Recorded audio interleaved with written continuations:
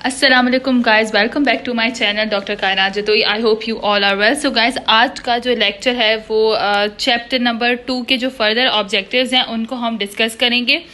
सो आज का लेक्चर जो है वो लेक्चर नंबर 4 है एंड चैप्टर का नाम है the cell and its function physiology. So lecture number 3 जो है वो अपलोड हो चुका था।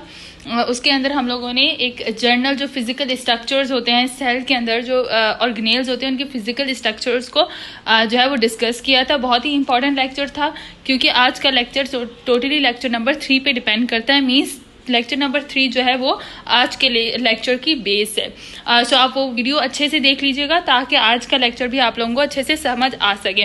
और इसके अलावा मेरी लेक्चर आप लोगों को समझ आते हैं तो लाइक कर दिया करें ताकि आप लोगों के लिए मैं फर्दर वीडियोस भी जो हैं वो जल्दी अपलोड करती जाऊँ। और आप लोगों की जो भी क्वेरीज हैं थ्रू कमेंट्स के मैं आप लोगों के उन क्वेश्चंस का जवाब देती भी हूँ और आगे भी देती रहूँगी। सो आज का लेक्चर हम स्टार्ट करते हैं लेक्चर नंबर 4। उससे पहले आई थिंक जो कल का लेक्चर है लेक्चर नंबर 3 उसका थोड़ा सा ओवरव्यू मैं आप लोगों को देती चलूँ। लाइक लेक्चर नंबर 3 हमारे पास था इन लेक्चर नंबर 3 में हम लोगों ने basically physical structure of the cell पढ़े थे। सेल के बारे में वही एक जनरल इन्फॉर्मेशन पढ़ी थी कि हमारे पास सेल में कौन कौन से एंजाइम्स और बेसिकली क्या क्या होता है, फ्लूइड एंजाइम्स और केमिकल्स वगैरह होते हैं, ठीक है। और इनके जो ऑर्गेनेल्स होते हैं उनके बारे में पढ़ा था। फिर हम लोग ने माइटोकॉन्ड्रिया की एग्जाम्पल देखी लेक्चर 3 में कि माइटोकॉन्ड्रिया ना हो तो जो भी एनर्जी हमें हमारी बॉडी को मिलती है वो एनर्जी स्टोर नहीं होती बल्कि वेस्ट हो जाती है अगर माइटोकॉन्ड्रिया हमारी बॉडी में ना हो, अगर माइटोकॉन्ड्रिया एब्सेंट हो हमारे सेल में। उसके बाद हम लोगों ने उन ऑर्गेनेल्स के नाम पढ़े थे कि कौन कौन से ऑर्गेनेल्स हैं जिन्हें हम लोग डिस्कस करेंगे लाइन बाय लाइन। सो ये सारे ऑर्गेनेल्स थे। देन उसके बाद बेसिक ऑर्गेनेल्स थी और फिर उनके फंक्शंस थे, कॉमन फंक्शन जो मेन और इंपॉर्टेंट फंक्शन होते हैं उसका फ्लो चार्ट था। तो ये सारे लेक्चर आपको मेरे जो है वो लेक्चर नंबर 3 में ये सारी डिस्क्रिप्शन आपको मिल जाएगी। सो आज का जो लेक्चर है वो लेक्चर नंबर 4 है। सो लेक्चर नंबर 4 में हम लोग आज जो पढ़ेंगे वो हमारे पास बेसिकली है membranous structures of the cell. Cell के मेम्ब्रेन स्ट्रक्चर्स मतलब वो सेल के स्ट्रक्चर्स जो कि मेम्ब्रेनस हैं उनके बारे में हम membranous structure of the cell जो है उसे डिस्कस करते हैं।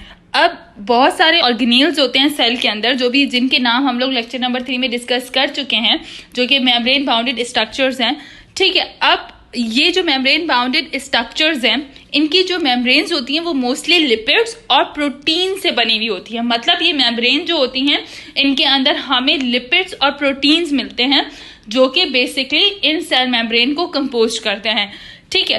अब हमारे पास ये कौन कौन सी मेम्ब्रेन्स हैं? सेल मेम्ब्रेन है, न्यूक्लियर मेम्ब्रेन है, एंडोप्लाज्मिक रेटिकुलर मेम्ब्रेन है, membranes of mitochondria, lysosome, Golgi operator.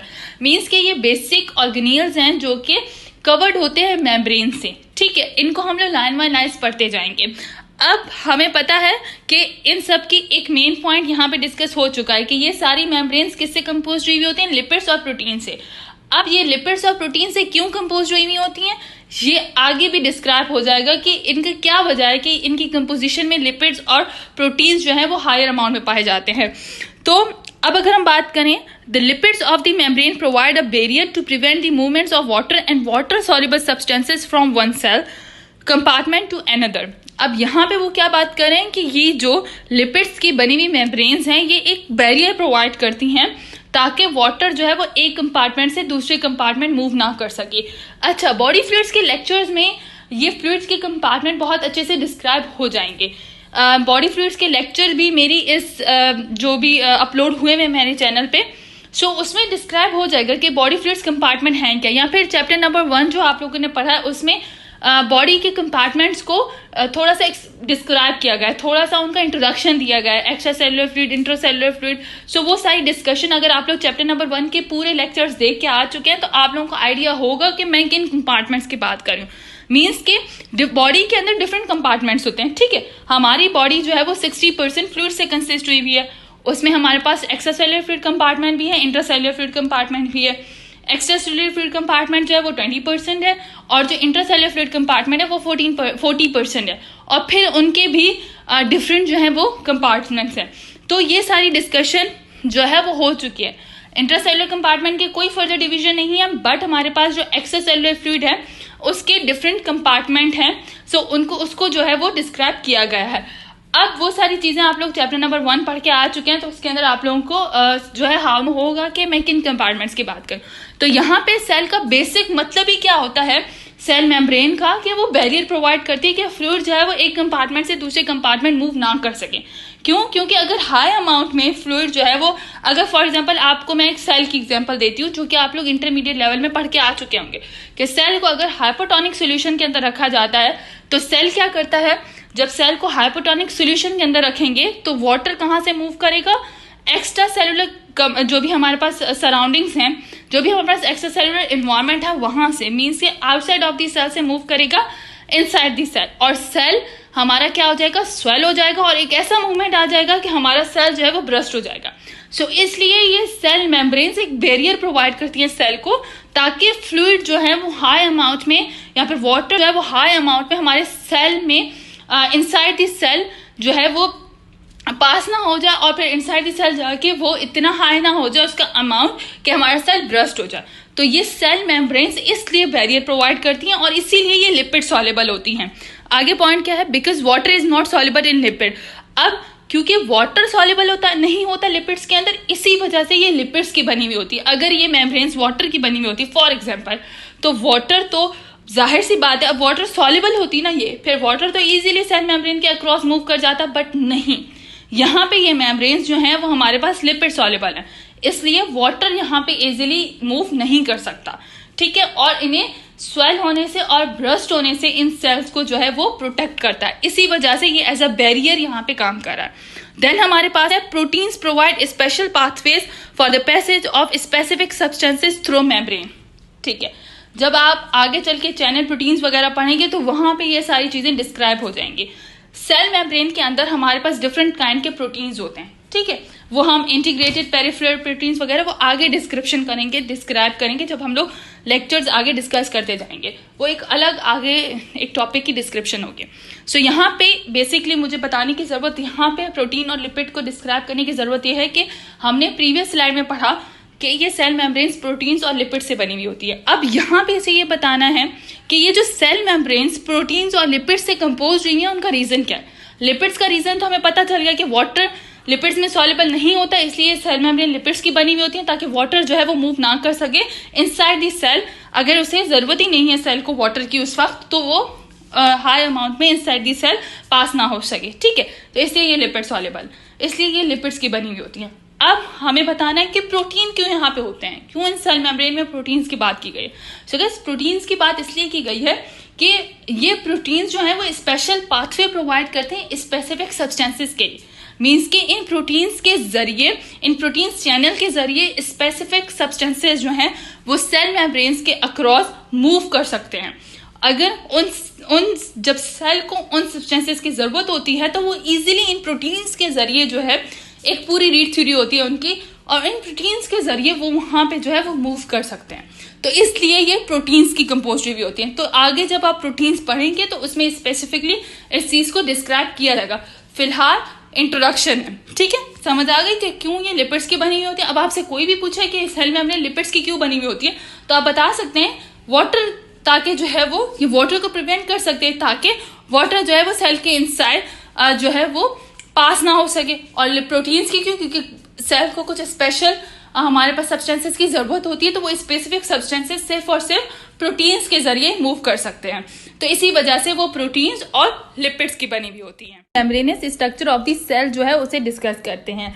अब बहुत सारे ऑर्गेनील्स होते हैं सेल के अंदर, जो भी जिनके नाम हम लोग लेक्चर नंबर 3 में डिस्कस कर चुके हैं, जो कि मेम्ब्रेन बाउंडेड स्ट्रक्चर्स हैं, ठीक है। अब ये जो मेम्ब्रेन बाउंडेड स्ट्रक्चर्स हैं, इनकी जो मेम्ब्रेन्स होती हैं वो मोस्टली लिपिड्स और प्रोटीन से बनी हुई होती है। मतलब ये मेम्ब्रेन जो होती हैं इनके अंदर हमें लिपिड्स और प्रोटीन्स मिलते हैं, जो कि बेसिकली इन सेल मेम्ब्रेन को कंपोज करते हैं, ठीक है।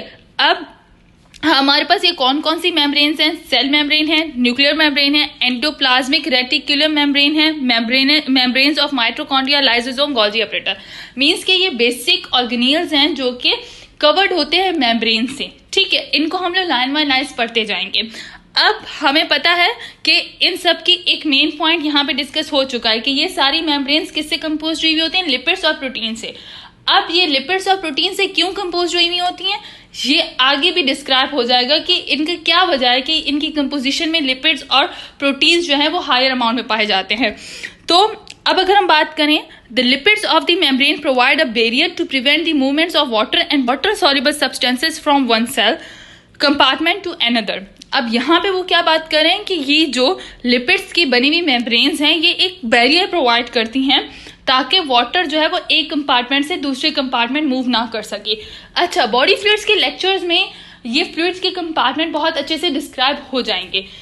बॉडी फ्लूइड्स के लेक्चर भी मेरी इस जो भी अपलोड हुए हैं मेरे चैनल पे, सो उसमें डिस्क्राइब हो जाएगा कि बॉडी फ्लूइड्स कंपार्टमेंट हैं क्या, या फिर चैप्टर नंबर 1 जो आप लोगों ने पढ़ा है उसमें बॉडी के कंपार्टमेंट्स को थोड़ा सा डिस्क्राइब किया गया है, थोड़ा सा उनका इंट्रोडक्शन दिया गया है, extra cellular fluid, intracellular fluid. So वो सारी डिस्कशन अगर आप लोग चैप्टर नंबर 1 के पूरे लेक्चर्स देख के आ चुके हैं तो आप लोगों को आइडिया होगा कि मैं किन कंपार्टमेंट्स की बात कर रही हूँ। मीन्स के बॉडी के अंदर डिफरेंट कंपार्टमेंट्स होते हैं, ठीक है। हमारी बॉडी जो है वो 60% फ्लूइड से कंसिस्ट हुई हुई है, उसमें हमारे पास एक्स्ट्रा सेलुलर फ्लूइड कंपार्टमेंट भी है, इंट्रासेलुलर फ्लूइड कंपार्टमेंट भी है। एक्स्ट्रा सेलुलर फ्लूइड कंपार्टमेंट जो है वो 20% है और जो इंट्रासेलुलर फ्लूइड कंपार्टमेंट है वो 40% है, और फिर उनके भी डिफरेंट जो है वो कंपार्टमेंट्स हैं। तो ये सारी डिस्कशन जो है वो हो चुकी है।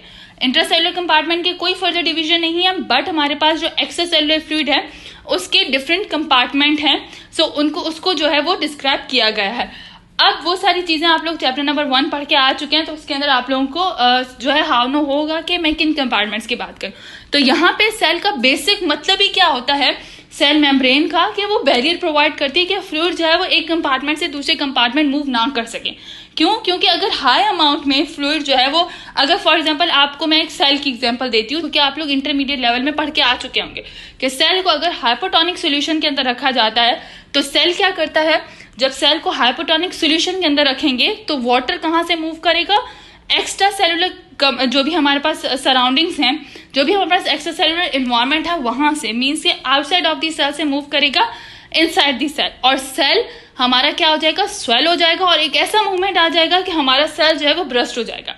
सो इसलिए ये सेल मेम्ब्रेन्स एक बैरियर प्रोवाइड करती है सेल को, ताकि फ्लूइड जो है वो हाई अमाउंट में या फिर वाटर जो है वो हाई अमाउंट में हमारे सेल में इनसाइड द सेल जो है वो पास ना हो जाए, और फिर इनसाइड द सेल जाके वो इतना हाई ना हो जाए उसका अमाउंट कि हमारा सेल ब्रस्ट हो जाए। तो ये सेल मेम्ब्रेन्स इसलिए बैरियर प्रोवाइड करती हैं और इसीलिए ये लिपिड सॉल्युबल होती हैं। आगे पॉइंट क्या है, because water is not soluble in lipid. अब क्योंकि वाटर सॉल्युबल नहीं होता लिपिड्स के अंदर, इसी वजह से ये लिपिड्स की बनी हुई होती है। अगर ये मेम्ब्रेन्स वाटर की बनी हुई होती फॉर एग्जाम्पल, तो वाटर तो जाहिर सी बात है, अब वाटर सॉल्युबल होती ना ये, फिर वाटर तो इजीली सेल मेम्ब्रेन के अक्रॉस मूव कर जाता, बट नहीं, यहाँ पे ये मेम्ब्रेन्स जो हैं वो हमारे पास लिपिड सॉल्युबल हैं, इसलिए वाटर यहाँ पे इजीली मूव नहीं कर सकता, ठीक है। और इन्हें स्वेल होने से और ब्रस्ट होने से इन सेल्स को जो है वो प्रोटेक्ट करता है, इसी वजह से ये एज अ बैरियर यहाँ पे काम कर रहा है। देन हमारे पास है proteins provide special pathways for the passage of specific substances through membrane, ठीक है।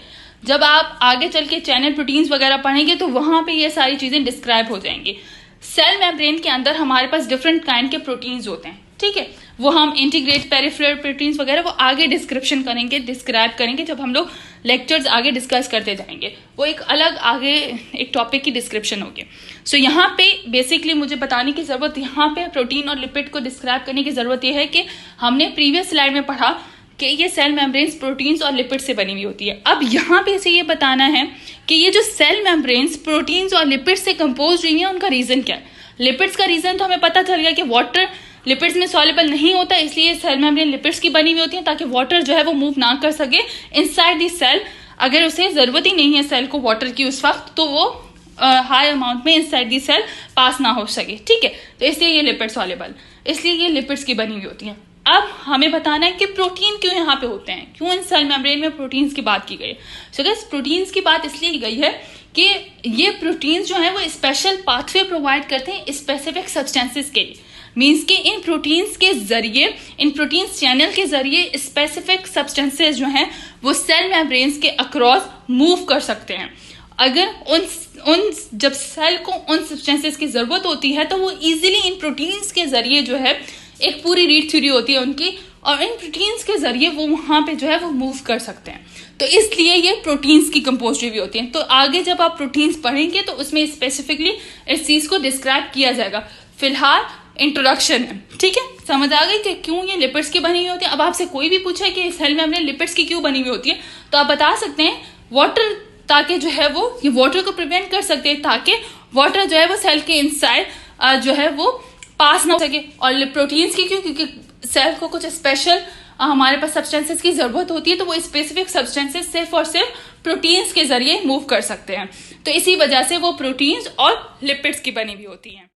इसके बाद गाइटन ने जो है वो सेल मेम्ब्रेन को डिस्क्राइब किया है कि सेल मेम्ब्रेन की थोड़ी सी डिस्क्रिप्शन दी है ताकि आप लोगों के लिए इजी हो जाए इसे पढ़ना। गाइटन में कहा गया कि cell membrane, the cell membrane is also called plasma membrane. Cell membrane को हम लोग प्लाज्मा मेम्ब्रेन भी कहते हैं। बहुत सारी जगहों पे सेल मेम्ब्रेन की जगह पे प्लाज्मा मेम्ब्रेन भी लिखा जाएगा, तो कंफ्यूज मत हो जाइएगा। ये सेल मेम्ब्रेन की ही बात कर रहे हैं, सेल की कवरिंग की बात कर रहे हैं। Cover the thin and elastic structures, ये बेसिकली थिन और इलास्टिक स्ट्रक्चर जो सेल के अंदर पाए जाते हैं उन सबको कवर करती है। 7.5 to 10 नैनोमीटर थिक, ये 7.5 से 10 नैनोमीटर थिक होती है। मीन्स के अच्छा, जो वैल्यूज गाइटन में दी गई हैं वो वैल्यूज ही स्टैंडर्डाइज्ड वैल्यूज हैं। किसी भी स्ट्रक्चर का साइज या किसी भी फ्लूइड की या कहीं पे भी किसी भी चीज़ की जो वैल्यूज दी गई हैं वो गाइटन में दी गई हैं और वो स्टैंडर्डाइज्ड वैल्यूज हैं। तो वैल्यूज हमेशा गाइटन की कंसिडर की जाती हैं। तो सेल मेम्ब्रेन की अगर थिकनेस की बात की जाए तो 7.5 to 10 नैनोमीटर थिक है। देन उसके पास है composed of lipids and protein, जो कि हम डिस्कस कर चुके हैं कि वो क्यों कंपोज होती है लिपिड्स और प्रोटीन से, ठीक है। तो ये बेसिकली सेल मेम्ब्रेन की इंट्रोडक्शन दिया गया है कि सेल मेम्ब्रेन है क्या, ठीक है, उसकी थिकनेस क्या है, फिर वो कौन कौन से स्ट्रक्चर्स को कवर करती है, मतलब जो थिन और इलास्टिक स्ट्रक्चर्स होते हैं सेल के अंदर उनको जो है वो कवर करती है। इसके अलावा इसे प्लाज्मा मेम्ब्रेन भी कहते हैं और ये प्रोटीन्स और लिपिड से कंपोज हुई होती है। इसके बाद स्पेसिफिक कंपोजिशन के बारे में भी गाइटन ने बताया है कि सेल मेम्ब्रेन की कंपोजिशन क्या होती है। सेल मेम्ब्रेन बेसिकली आपको पता है कि प्रोटीन और लिपिड्स की बात हो चुकी है, तो प्रोटीन और लिपिड्स जो है वो हाई अमाउंट में होंगे सेल मेम्ब्रेन में। तो प्रोटीन की 55% होती है, फॉस्फोलिपिड्स जो होते हैं, लिपिड्स मीन्स के फॉस्फोलिपिड्स हैं, वो 25% होते हैं, कोलेस्ट्रॉल वो 13% होता है, अदर लिपिड्स वो 4% होते हैं एंड कार्बोहाइड्रेट्स जो कि 3% होते हैं। तो इन तमाम चीज़ों को भी जब सेल मेम्ब्रेन की डिस्क्रिप्शन करेंगे तो इन तमाम चीज़ों को भी लाइन बाय लाइन जो है वो डिस्क्राइब किया गया है। प्रोटीन्स के बारे में भी डिस्क्राइब किया गया है सेल मेम्ब्रेन के अंदर। आगे चलिए फॉस्फोलिपिड्स के स्ट्रक्चर के साथ उसे मैं एक्सप्लेन करूंगी कि फॉस्फोलिपिड्स का स्ट्रक्चर क्या है और क्यों वो सेल मेम्ब्रेन के अंदर पाया जाता है। देन हम कोलेस्ट्रॉल को भी जो है वो डिस्कस करेंगे, उसके अलावा कार्बोहाइड्रेट्स और लिपिड्स को भी। तो ये सारी कंपोजिशन है सेल मेम्ब्रेन की, उनको डिस्कस किया जाएगा। आई होप कि अब आप लोगों को ये सारी चीज़ें जो हैं वो समझ आ गई हैं। आज का लेक्चर यहीं पे जो है वो एंड करते हैं। अब आप लोगों को पता चल गया होगा कि हम लोगों ने वाटर और जो लिपिड्स और प्रोटीन्स की क्यों अमाउंट ज़्यादा होती है सेल मेम्ब्रेन की कंपोजिशन में, तो उसका बेसिक रीज़न क्या है। उसके अलावा सेल मेम्ब्रेन की कंपोजिशन क्या है, तो सेल मेम्ब्रेन की कंपोजिशन को मेमोराइज कर लीजिएगा।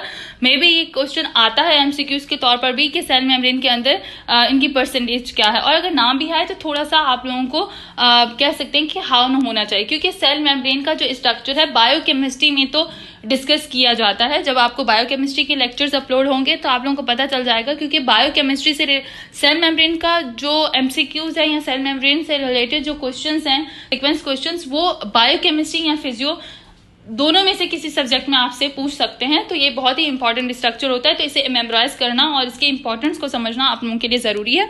आज का लेक्चर मैं जो है वो यहीं पे फिनिश करती हूँ। आई होप आप लोगों को ये पूरा लेक्चर समझ आ गया होगा, क्योंकि ये बेसिक लेक्चर्स हैं, इनको अभी समझना बहुत ज़रूरी है। फिजियो अच्छे से ये वाली समझेंगे तो सेल मेम्ब्रेन आप लोगों को बायोकेमिस्ट्री में भी इजीली समझ आ जाएगी, क्योंकि मैं बायोकेमिस्ट्री के लिंक से भी थोड़ा सा उसमें यहाँ पे मैंने कुछ स्ट्रक्चर डाले हैं। एक्चुअली अब जो नेक्स्ट लेक्चर नंबर 5 में अब इसकी फर्दर डिस्कशन होगी, तो आप लोग उस लेक्चर को जरूर देखिएगा, क्योंकि वो बहुत ही ज़्यादा इंपॉर्टेंट, अब लेक्चर जो है वो बहुत ज़्यादा इंपॉर्टेंट होते जाएंगे इस चैप्टर से रिलेटेड, क्योंकि अब ज़्यादा डिस्क्रिप्शन जो है वो गाइडन में एक्सप्लेन की गई है। आई होप आप लोगों को ये लेक्चर समझ आ गया होगा। टिल दैट अल्लाह हाफ़िज़ गाइस।